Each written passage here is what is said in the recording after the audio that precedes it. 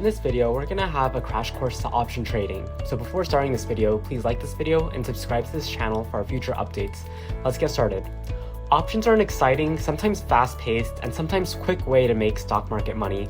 They're also some of mankind's most misunderstood methods and trading means. With an option contract, an investor can double or even triple his or her money in a matter of days, lose 50% to 100% of it during the options contract, and be massively up and then largely down all within a few trading days.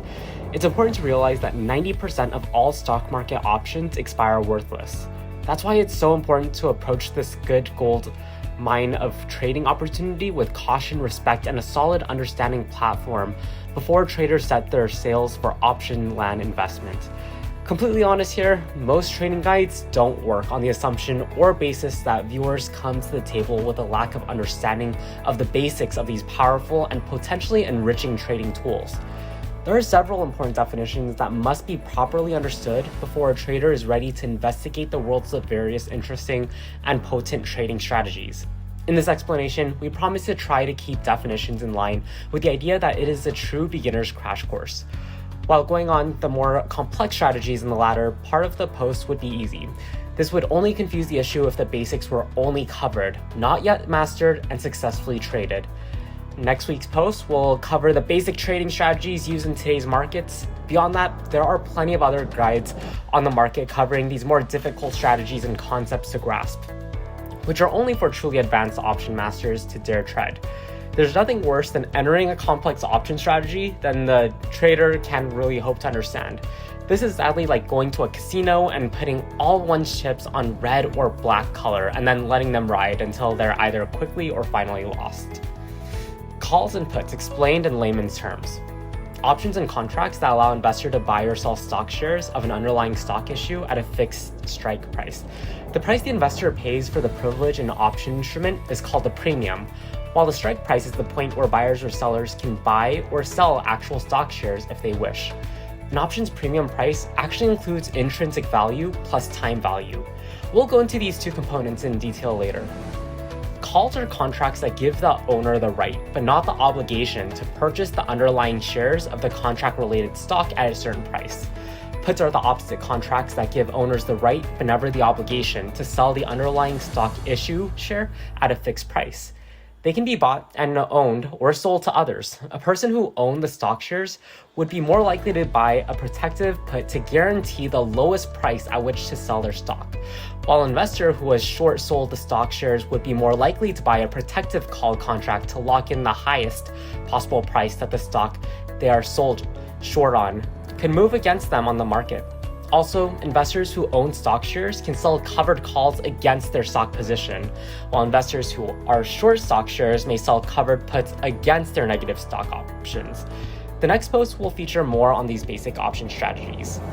Intrinsic value of an option. Intrinsic value is not as difficult to understand as it first sounds.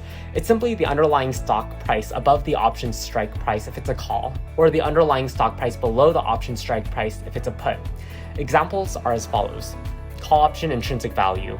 DPS, or Dr. Pepper and Snapple Group, stores $95 per share. If an investor owned a $90 call contract on DPS, the intrinsic value of the call option would be $5, as the option's $95 stock price, $90 strike price leaves a $5 intrinsic value. Put option intrinsic value. In the same example with Dr. Pepper and Snapple Group, if an investor held a $110 DPS contract, the intrinsic value of the put option would be $15, as the $110 strike price, $95 stock price leaves $5 intrinsic value. Time value of an option. Time value is the other premium value component on a given call or contract option. This is a more vague concept, although it is quite easy to understand.